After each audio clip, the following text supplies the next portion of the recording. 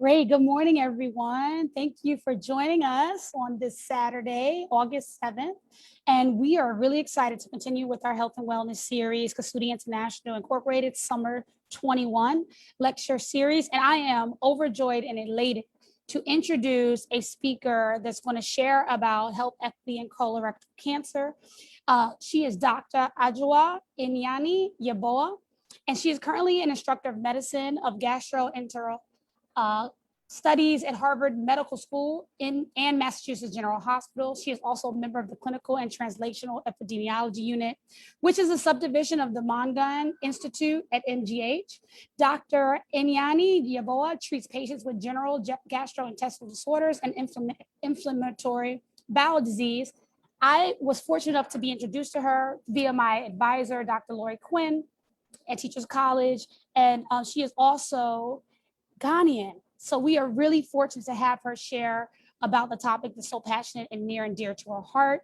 She is also a member of the American Gastroenterological Association, the American College of Gastroenterological, and the Endoscopy, and the Crohn's and Colitis Foundation. She received her medical degree from the University of Cincinnati College of Medicine and completed her training in the University of Chicago. So you've traveled a bit in this nation, and we are very fortunate to have her. So I'm going to go ahead, without further ado, pass it over to Dr. Anyane Yeboa. Thank you for joining us.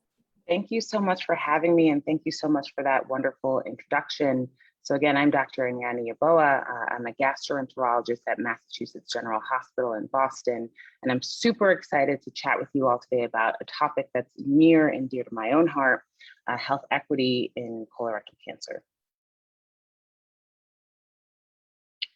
All right, so let's start with talking about the epidemiology of colorectal cancer. So how common is colorectal cancer? I know you've heard a lot about colorectal cancer, but how common is it? So colorectal cancer is the fourth most common cancer overall, and it's the second leading cause of death from cancer after lung and bronchus cancer. So then what are some of the risk factors for colorectal cancer? So these are this is a group of lifestyle risk factors or modifiable risk factors for colon cancer. So we know that smoking increases the risk of colorectal cancer. Diets that are low in fruit and veggies or low in fiber and high in fat increase the risk of colorectal cancer. Being physically inactive increases the risk. Drinking alcohol, as well as being obese or overweight. And then there are also risk factors that are non-modifiable, or risk factors that we cannot change that increase the risk of colorectal cancer. So one of those risk factors is age. So we know that the risk of colon cancer increases after the age of 40, and it sharply increases further after the age of 50. And that's why we start screening at a particular age, which we'll talk about later.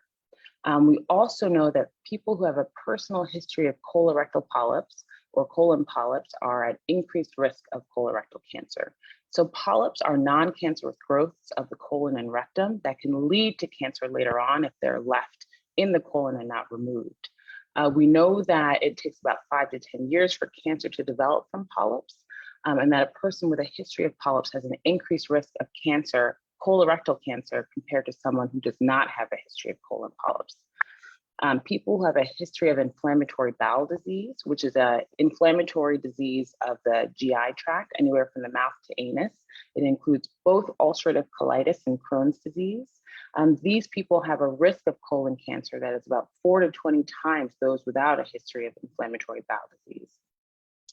People who have a history of colorectal cancer or colon polyps in their family have an increased risk of colorectal cancer. And then certain genetic syndromes increase the risk of colorectal cancer. So for instance, people who have what's called Lynch syndrome or FAP or familial adenomatosis polyposis, that's a tongue twister. Those people have risk for colorectal cancer as well as a host of other cancers that increase their risk of colon cancer, and thus those people need to be screened earlier and more frequently. Unfortunately, a full discussion on the genetic cancer syndromes is outside of the scope of this talk, but it's important to note that that is something as well that increases the risk for colon cancer. So the good news overall is that the number of new cases, or the incidence rate of colorectal cancer, is decreasing. So this light green line represents the number of new cases, and then this dark green line represents the death rate. So we've seen that in the past few decades, overall, the number of new cases of colorectal cancer has been decreasing, which is really good news. We attribute that decrease in the number of new cases of colon cancer to an increase in the number of screening tests that people have been having. So these dark blue bars represent the amount of screening, this specifically with colonoscopy. So we've seen that in the past several years, as screening rates with colonoscopy have continued to increase, we've seen a decrease that matches that increase, a decrease in the number of new cases of colorectal cancer. And we attribute that decrease in the number of new cases to screening for colon cancer. And I'm just gonna stop for 1 second and say, I'm kind of using colon cancer and colorectal cancer interchangeably. So colon cancer is any cancer in the colon. Colorectal cancer includes the colon and the rectum, which is the bottom of the colon, just so you know the terminology that I'm using. All right, so just going to talk briefly about young onset colorectal cancer. So even though the overall number of colon cancers has decreased in the past several decades, interestingly, in the past several decades, we've actually seen an increase in those who are in younger age groups. So we've seen an increase in the number of new cases of colorectal cancer in those who are 20 to 29, those who are 30 to 39, 40 to 49, and a little bit in the 50 to 54 group. Again, a full discussion around young onset colorectal cancer is a full talk in and of itself. I'm not going to go much further into this during this talk, but we know that there's been a lot of attention around this with the passing of Chadwick Boseman and other younger and high profile people, Black people as well. That there's really important to note that there is an increase in colorectal cancer in the younger age groups. And that's why starting screening at a younger age is so important, which we'll talk about soon. And actually, we'll talk about it right now. So let's talk a little bit about colorectal cancer screening. All right, so the good news, the silver lining out of all of this is that colorectal cancer is preventable with screening. So it's the second leading cause of cancer death, but we can prevent it with screening. So the American Cancer Society changed their guidelines to recommend screening starting at age 45 a few years ago. And the United States Preventive Services Task Force recently changed their recommendations to include starting screening at age 45. So they changed their recommendation just recently in May of 2021. And this previously we'd been starting screening at age 50. Now, most societies have changed the screening age to include age 45 due to that increased number of new cases of colorectal cancer in the younger age groups. So if we start screening people a little bit earlier, hopefully we'll be able to catch more cancers. And this table on the left talks about the different options for screening tests. So there's different tiers. The two most common screening tests, one everybody knows about and has probably heard about. I don't know if everybody knows about it, but has probably heard about it, is colonoscopy, which can be done every 10 years. So it's a video camera. It's a very small camera, but it's put in through the bottom. We can look at the entire colon and take out any polyps that we see. For people who are hesitant about colonoscopy or nervous or feel like they don't want to do the test, the good option is that there's also other options.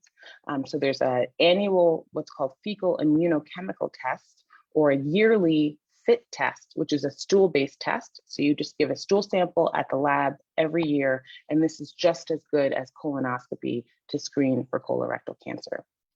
We also have other options I'm not going to go too in depth about, but we can do CT scans. There's another stool test that's actually a little bit better even than the FIT test, which can be done every 3 years. There's a capsule study, whole other host of options. So it's not just colonoscopy, but we have a whole host of options that we can use to screen and prevent colon cancer. So I'm going to talk briefly just about one-step versus two-step screening tests. So you've probably heard a lot about colonoscopy because this is what we call a one-step screening test. So that means that we can both detect early stage cancers and detect precancerous polyps and remove them at the same time. So we can screen for colon cancer and also take out things that we see. The stool-based tests are two-step screening tests. So if a stool-based test is positive, then you have to get a colonoscopy as a second test. But a positive stool-based test means that there's probably something in the colon that needs to be removed, either via colonoscopy or another way. So screening is so important because colorectal cancer survival is really based on the stage in which it's detected. So colorectal cancers that are found at an early stage or a localized stage, the survival is about 90%. So that survival is really high. However, people who do not have colon cancer screening, and thus colon cancers are found at a late stage or at a distant stage, survival is significantly lower at 14%. So screening is what makes the difference between this 90% survival and this 14% survival. So it's really, really, really important to get screened for colorectal cancer. So who should be screened for colorectal cancer? So every single adult aged 45 to 75, regardless of any other factors, just being adult, age 45 to 75, you should be screened for colon cancer. If that's you, please go out and get screened because it's very important. I'm going to talk a little bit about screening based on family history.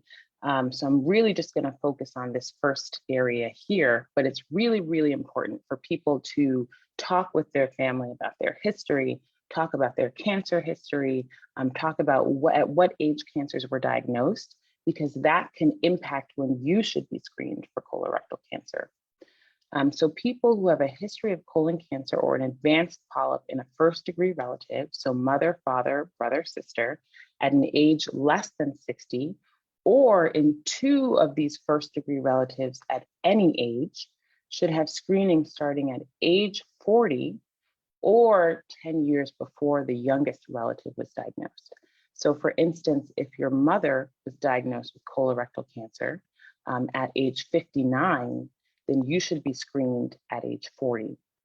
If your mother was diagnosed with colorectal cancer at age 45, then you should be screened at age 35, because that would be 10 years before when she was diagnosed, and that starts before age 40. And I can answer any questions about that later on as well if that's a little bit confusing, because it can be.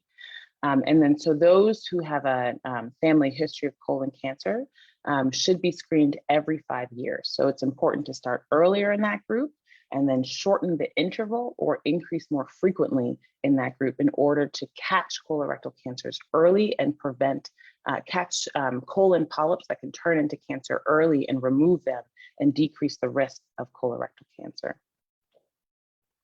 All right, now let's shift and talk about disparities in colorectal cancer. So unfortunately, we have seen differences based on race and ethnicity in both the incidence and death from colorectal cancer. So on the left side here is incidence rates, and on the right side here are death rates. So we've seen that Black people have the highest incidence and death from colorectal cancer, and this has been consistent for decades. So what we do know is that the difference or the disparity that we see in the number of new cases of colorectal cancer and the death from colorectal cancer is directly related to screening. So differences in screening account for 40% of the difference in the number of new cases in colorectal cancer for Black versus white people, and differences in screening account for 20% of the difference in colorectal cancer death between Black and white people. So screening is so important to prevent colorectal cancer, both cases of colorectal cancer as well as deaths from colorectal cancer. And then when we've looked further, we've seen that what factors into whether or not people get screening for colorectal cancer is having a usual source of care and having your provider recommend screening to you. So those are the two most important factors that have correlated with whether or not people receive screening for colon cancer.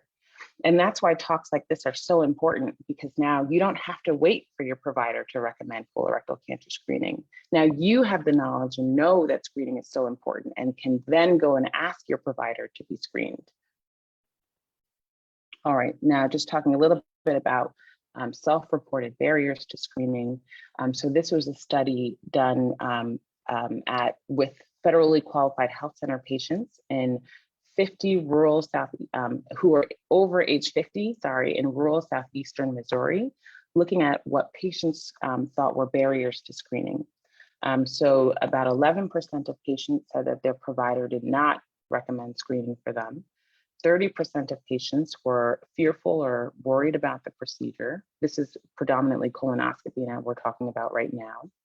25% of people reported financial difficulties. 20% of people had logistical challenges in terms of having a ride to the procedure or taking time off of work. About 12% of people reported discomfort or disgust with the procedure. And then 16% of the people noted that it was low priority. And then we found that those who were uninsured, it was the most common barrier for those people were finances. And then those who had a lower than high school education, the most common barrier for those people were not having a provider recommend screening for them. So I think this is important to note that there are barriers to screening with colonoscopy, but that's why we have so many different options for screening, even easy stool-based tests for those who do not want to undergo colonoscopy. So this is a study looking at 47,000 people who were eligible, meaning that they were the appropriate age to receive screening for colorectal cancer at community health centers in 12 southern states. So these individuals received a questionnaire at baseline. So when they were enrolled in the study, they received a questionnaire, and then they had a follow-up interview several years later. So in this population of 47,000 people, at the initial enrollment, so when they received the initial questionnaire, only 35% of those who were eligible or at the appropriate age to receive screening had ever been screened. So the people who did not receive screening or were less likely to receive screening were those who were male, Black, had lower than high school education, had lower income, were uninsured, or were smokers. So of the 47,000 people, those who had not received screening were predominantly Black males. So in this study, they then interviewed these patients several years later, and they found that in that group, there were about in the whole study group, there were about 630 new cases of colorectal cancer that were identified. And the patients who developed colorectal cancer were more likely to be Black, about 75%, age 55 to 59, lower income, and presented at later stages. Those who died from colorectal cancer in that group of 47,000 patients were more commonly Black, had lower income, and presented at late stages. So remember, in this study, the people who were Black males, lower income, lower levels of education had a lower likelihood of being screened. So those who did not receive screening were those same people who developed new cases of colorectal cancer and died from colorectal cancer. So again, screening is so important to prevent colorectal cancer. And when it's caught early, we know that the survival is significantly higher than when it's not. So a few take-home points. So colorectal cancer is the fourth most common cancer and the second leading cause of cancer death. When caught at early stages, their survival from colorectal cancer is about 90%. When caught at a late stage, survival is only 14%. So it's really important to note that colorectal cancer is preventable with screening. There are so many different screening options. There's colonoscopy that everybody knows about, but there's also easy stool-based tests that could be done as well. There are disparities in colorectal cancer. We know that Black people have the highest number of new cases and the highest number of deaths from colorectal cancer, but we can change the narrative. We can change the narrative with screening. So talk to your provider about screening for colorectal cancer today. And I just want to take 1 second to talk about a new organization. So I am one of the board members of the Association of Black Gastroenterologists and Hepatologists. So this is an association for Black gastroenterologists and hepatologists, but really what our focus is to promote health equity in Black communities and to really improve the gastrointestinal health outcomes for Black communities. So we put on several events. We have other educational talks about colorectal cancer and liver disease and a whole host of other GI topics. So if you're interested in learning more, if you're interested in learning about our events, our website is blackandgastro.org. I think I'm right at time, but I just want to take 1 second to share a little bit about colorectal cancer, a video that I did with a group in Boston. So a message about colorectal cancer screening from Boston. Let me just stop my share and then reshare on this video screen if I can find it.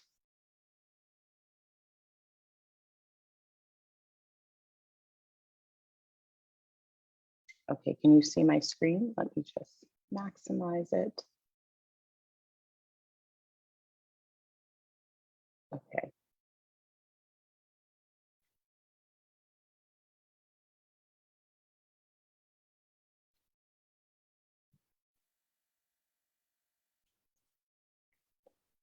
No sound.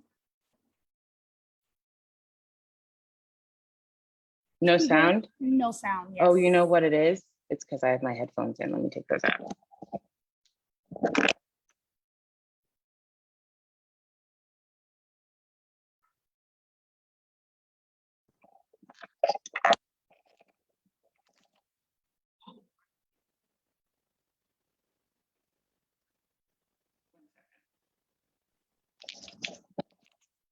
Do you hear it on your end?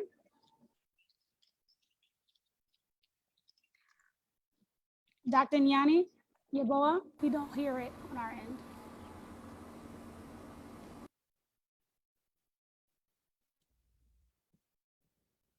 Okay, this should work now.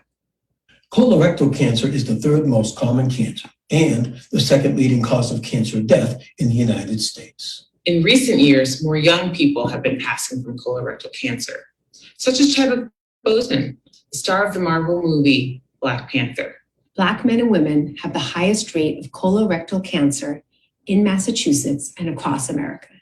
In Boston, Black men and women have the highest rate of death from colorectal cancer. The good news is colorectal cancer is preventable. For most people, colorectal cancer screening starts between ages 45 and 50. For Black men and women, screening should start at age 45. If you have a family history of colorectal cancer, screening should begin at 40 or 10 years before your family member was diagnosed. There are many test options, including simple, affordable tests that can be done at home. Some of these tests include colonoscopy, stool-based screening tests, or even a CAT scan. Talk to your doctor about the best screening option for you. When screened and detected early, survival from colorectal cancer is 89%. When diagnosed late, survival is only 12%. Symptoms such as stomach pain, blood in your stool, or weight loss might be signs of colorectal cancer. However, some people might not have any symptoms at all. This is why screening is so important. I am a cancer survivor and would hate to see anybody go through what I went through. Get screened for colorectal cancer today. Don't wait. Call your doctor. Hi, my name is Sharon. I'm a patient here at Cotton Square Health Center. I was 39 years old when I was diagnosed with colon cancer. I'm doing this interview today so that I can encourage you to get screening for early detection of colon cancer because it can save your life.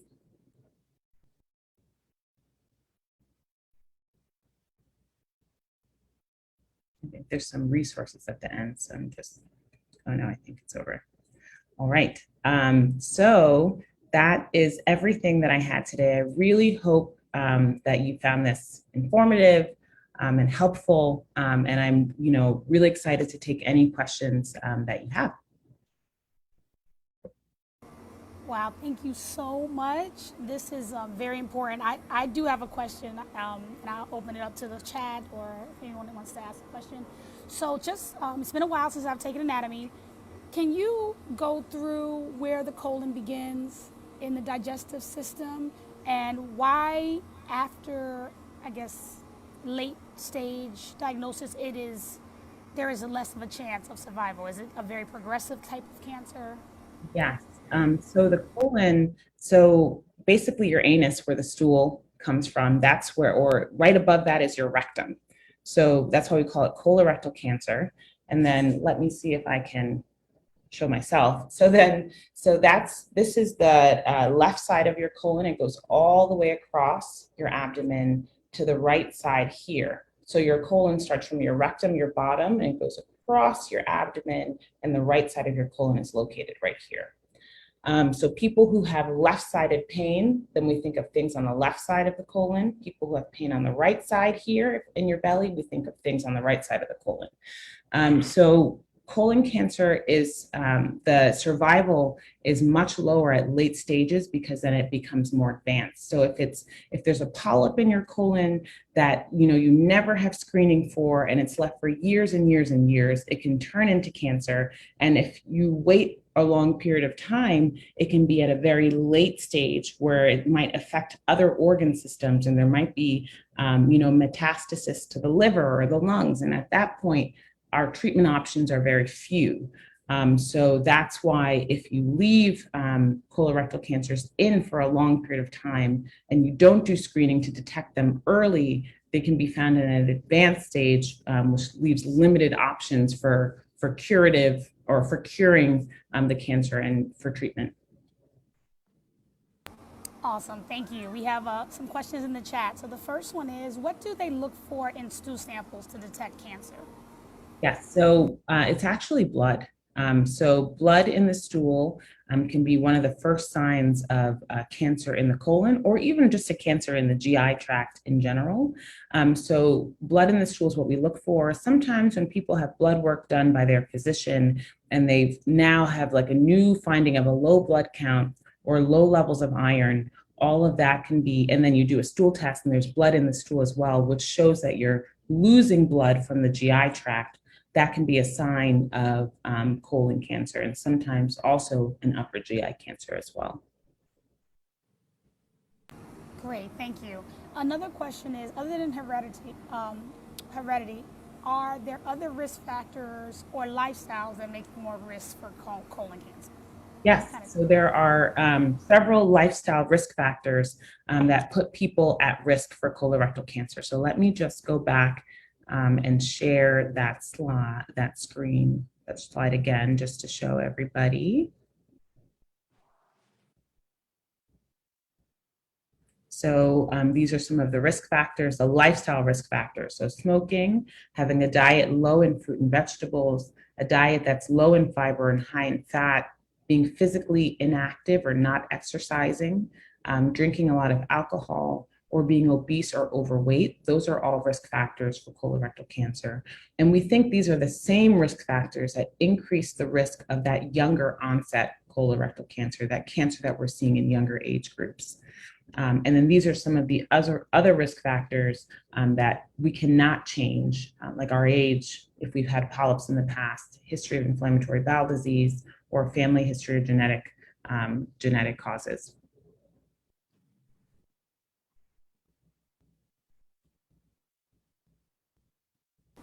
Great, and the last one I see here is, how often should you get screened? Annually, like a mammogram? So screening, the frequency of screening depends actually on the test. So if you have a colonoscopy and it's normal, completely normal, then you don't have to do that again for another 10 years. If you have a colonoscopy and there's a few polyps removed, you might have to come back in 7 or 5 years. If you do the FIT-based stool test, that usually has to be repeated every single year, although it's just a stool test that you take to the lab that you can do at home. There's other stool tests that are a little bit better in terms of their ability to detect blood in the stool. One of those is called, you've probably heard about it, Cologuard. So that can be done every 3 years. So really the test that you choose to be screened with determines how frequently you should come back. Colonoscopy takes a little bit more work. You have to drink a bowel prep. You have to drink only clear liquids the day before. You need to have a ride home from the procedure usually. Sometimes you might need to take time off of work. So there's a little bit more involved. So that's why there's other options.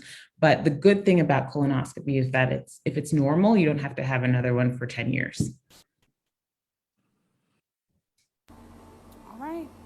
Wow, thank you so much. This was so important. I'm going to actually see about getting screened myself. I mean, to see the cancer survivors and you showing more African-American women, I'm seeing that it is definitely something we all really should be very mindful of. Absolutely. And it's easy to be screened. There's so many different options, stool-based tests, colonoscopy. So I think the most important first step is asking your provider if, when you should be screened based on your own history and then you can talk about what test option is best for you. Hi, I just had one question. Sure. Thank you for this information. First, my father died at 45 of colon cancer, and so I received my first screening about 4 years ago. And so my question was, could you explain a little bit more about why is it so long in between screenings? Is it slow growing, or is it less likely to, happen? Just a little bit more information about that.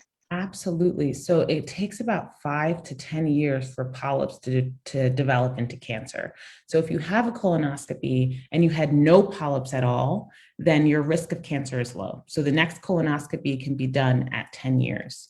If you have a colonoscopy and there's a few polyps removed, then we know that you are somebody who develops these polyps that can turn into cancer if they're left in the colon over time. So for people who have had polyps on a colonoscopy, that's why we bring them in sooner to prevent to catch other polyps early and remove them and prevent the development of cancer.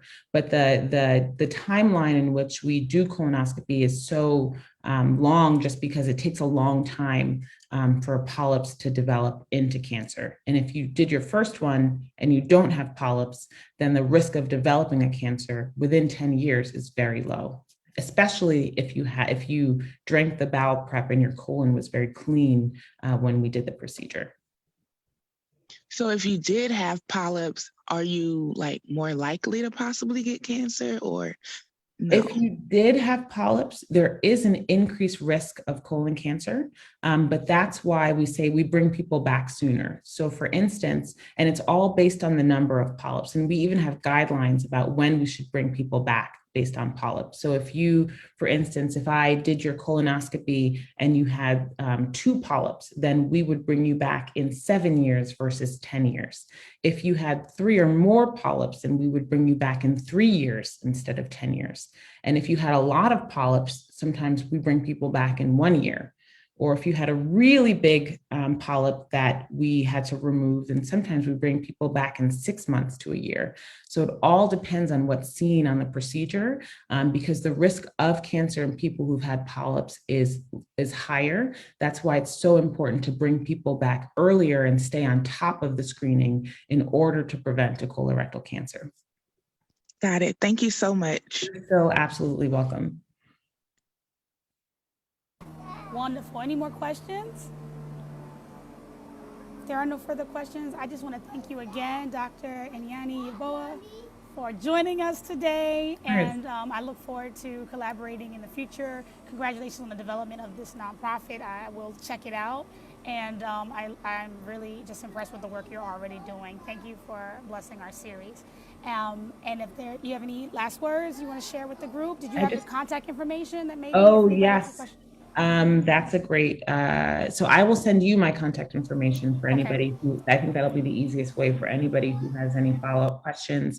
But just thank you so much for inviting me. It was really a pleasure to speak with you all today. Thank you for the questions as well. And really just get screened, talk to your doctor about screening, go out and get screened for colorectal cancer, because we can change the narrative. And I think we should start that today. Wonderful. We'll leave it there. Thank you again. Everybody enjoy the rest of your weekend. Bye, everyone.